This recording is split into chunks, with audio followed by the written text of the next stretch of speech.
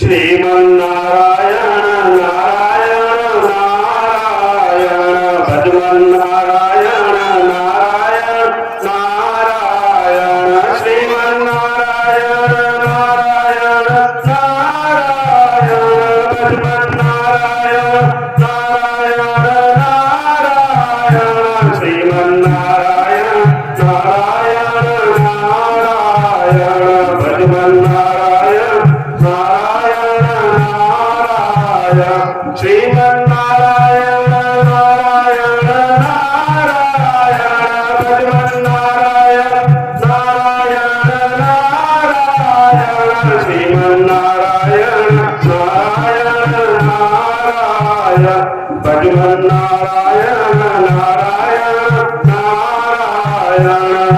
नारायण नारायण नारायण। आप जगदीश्वर, तेरी लीला बड़ी विचित्र है। तेरी महिमा का गुणगान पत्ते पत्ते पर हो रहा है। हर एक छोटी बड़ी कंपनियां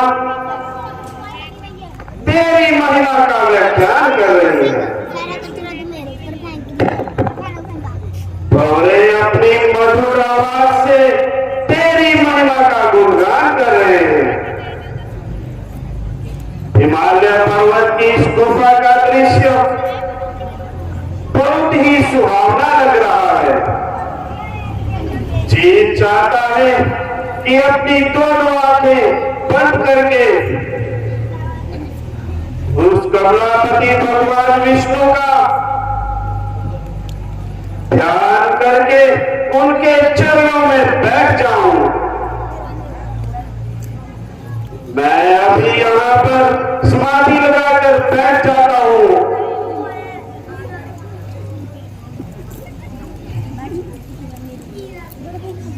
ओम नमो भगवते वासुदेवाय। ये क्या आश्चर्य, महान आश्चर्य। आखिर इंद्रासन क्यों दौड़ने लगा? अफसोस, संपदा। वो किसी को आराम से नहीं बैठने देते। वो तेरे होते हुए कोई सुख नहीं पा सकता।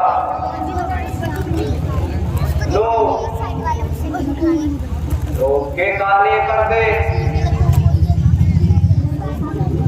तू न्याय की आंखों को अंधा बना देता है। स्वार्थ तेरी विचित्र माया है।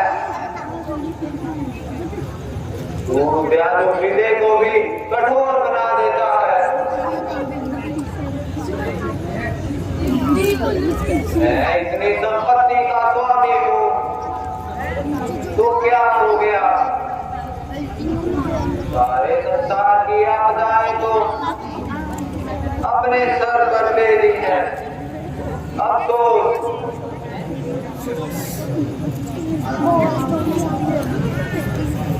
महाराज, आप अपना स्तुति ना कीजिए। आपको देखकर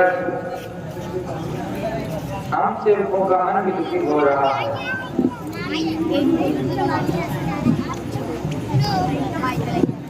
कहिए भगवान, आपको क्या चिंता है? आपका मन क्यों उदास हो रहा है? क्या बताओ मंत्री जी,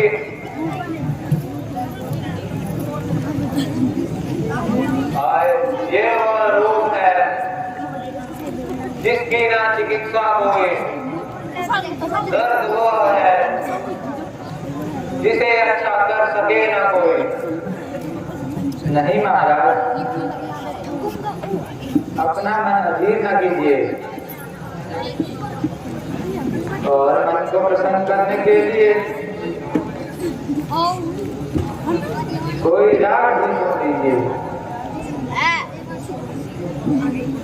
राग सुनकर क्या होगा मंत्री जी? मेरे बेचैन दिल को भला कब चैन आता है। ये आनंद है उन्हीं के वास्ते जिनको यह सुहाता है।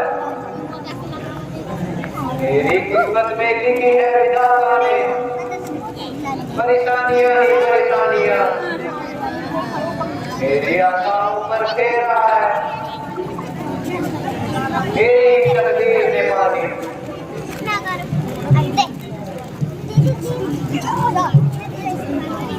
महाराज ऐसा क्या संकट आ गया है? इसने आपके मन को व्याकुल किया है। कैसे बताऊं मंत्री जी,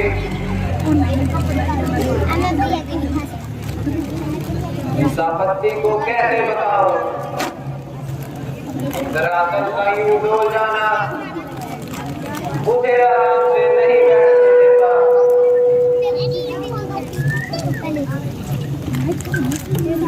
मेरे दिले के विचार आपस में लड़ रहे हैं, आंखों के आगे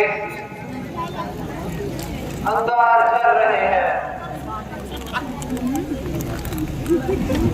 संदेह महाराज, जरा संकट हो जाना कोई साधारण बात नहीं। तो सबसे जरूरी होता है सलाम मैंने को बोला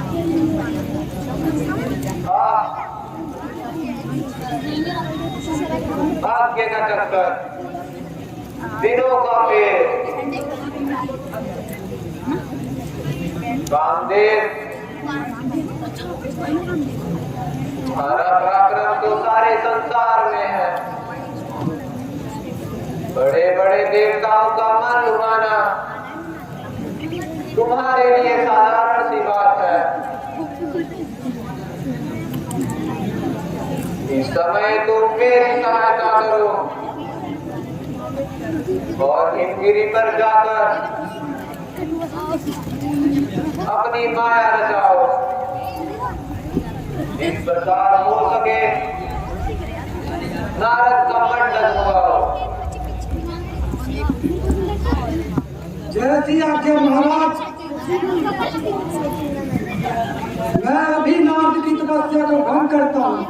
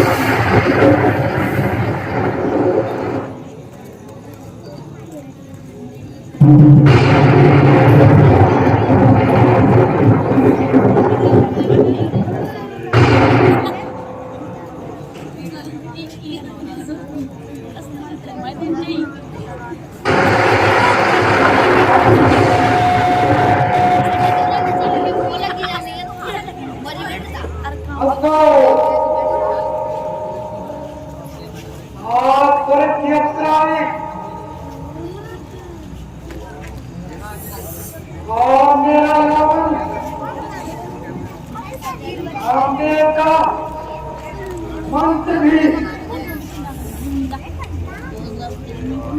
मुनि की तपस्या को खंडित न कर सका। ये राजेंद्र का बड़े से बड़ा प्रयास भी इनका ध्यान विचलित नहीं कर सका।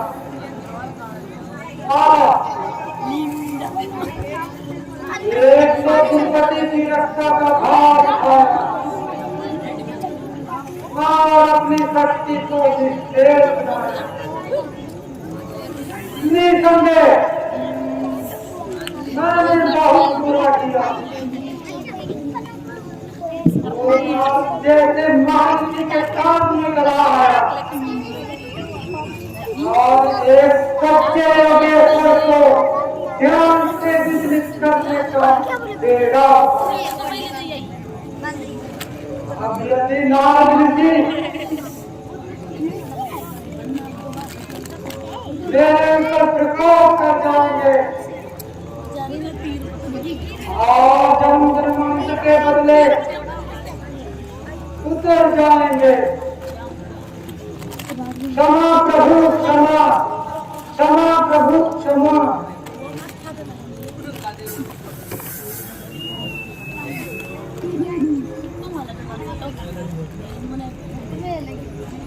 हे राम ऋषि मुझे क्षमा कीजिए। मुझे अभिमान था कामदेव अपनी शक्ति पर फूला करता था। आपका पराक्रम भूला करता था।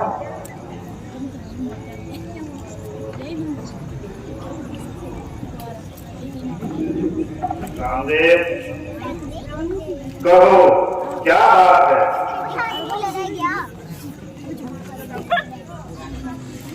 इस अपराध की क्षमा मांग रहे हो?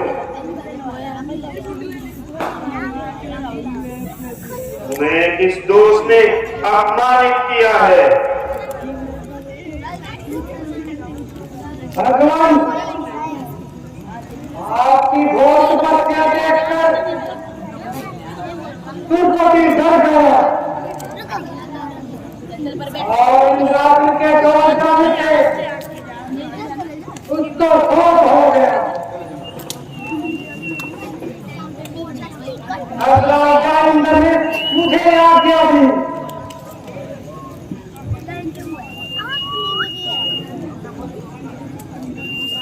और उन्होंने मुझे आपकी समाधि को भंग करने के लिए भेज दिया।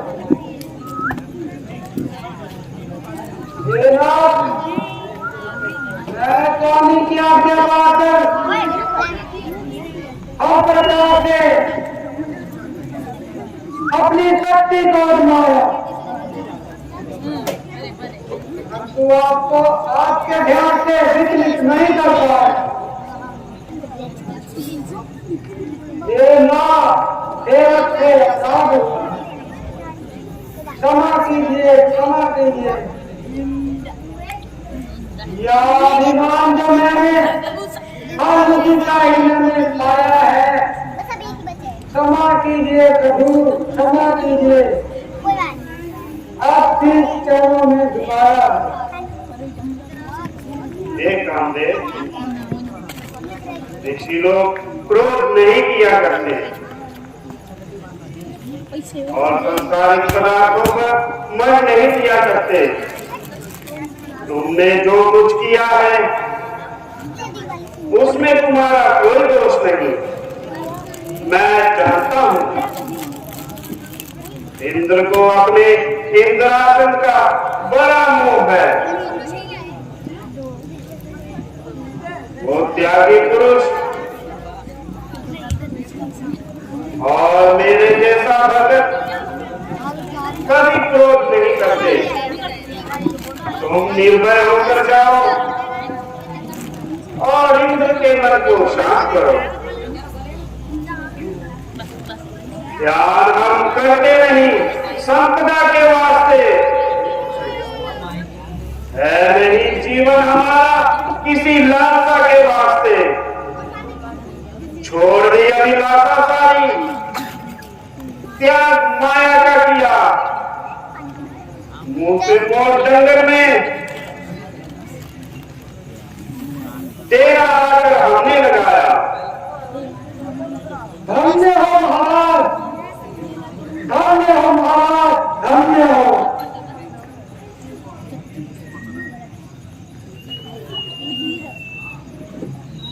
कामदेव, अभिमानी कामदेव,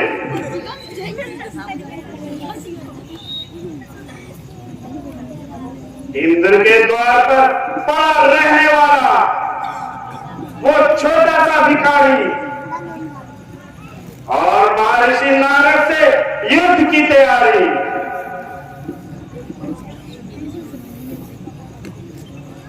एक बार शिव जी महाराज जी के सामने आकर हार पाई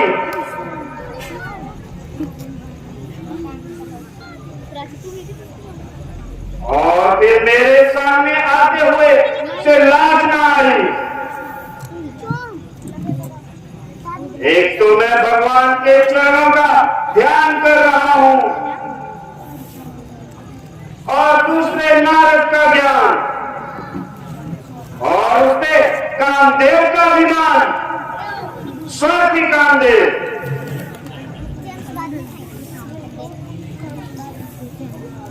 तुझे भी कोई सांसारिक मनुष्य जानता है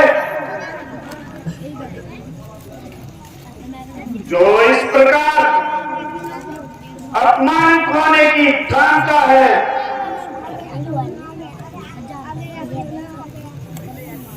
जो भी हमारा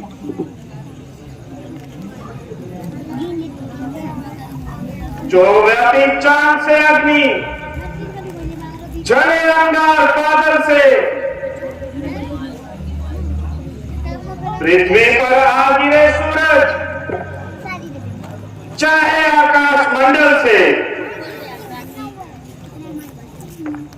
लाओं की भी हो वर्षा तो अपने सिर पर लेते हैं। जो प्रेमी है वो सच्चे प्रेम पर प्राण देते हैं। कामदेव ने समझा होगा कि मैं अपने बल से नारद को अधीन कर लूंगा, परंतु यहां आकर